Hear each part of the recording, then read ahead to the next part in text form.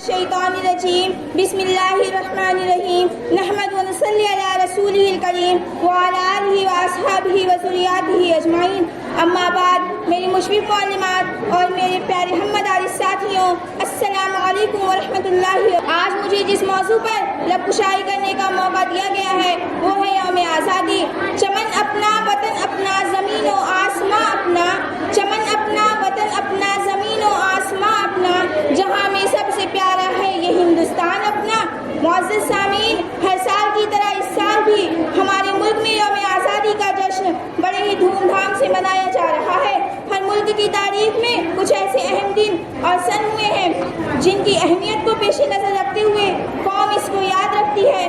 اسی طرح ہمارے ملک میں 15 اگست کا دن نہایت اہم ہے۔ اہمیت ایک قومی تہوار کی ہے۔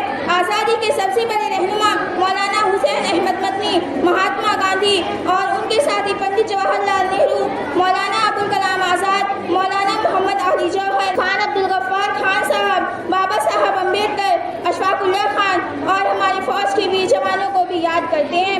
مٹ گئے خود پر نہ مٹنے دی وطن کی آبرو، مٹ گئے خود پر نہ مٹنے دی وطن کی آبرو، ان شہیدان وطن کو بار بار میرا سلام۔ دوستوں، یہ آزادی ہم ہندوستانیوں کو اتنی آسانی سے حاصل نہیں ہوئی۔ آزادی کی پہلی جنگ 1857 میں غدر کی صورت میں ہوئی۔ اس میں ناکامی ہو جانے کی وجہ سے ہزاروں ہندوستانیوں کو پھانسی کے تختے پر چڑھا دیا اور لاتعداد لوگوں کی جان ضبط کر لی گئی۔ خدا کا شکر ادا کرتے ہوئے آج ہم فخر سے کہہ سکتے ہیں کہ ہم آزاد ہیں۔ اس آزادی کو قائم رکھنے کے لیے ہمیں آپس میں مل کر رہنا، جس سے ہمارے ملک کا نام روشن ہو، ہمارے مدرسوں کا نام روشن ہو، ہمارے استادوں کا نام روشن ہو اور ہمارے ماں باپ کا نام روشن ہو۔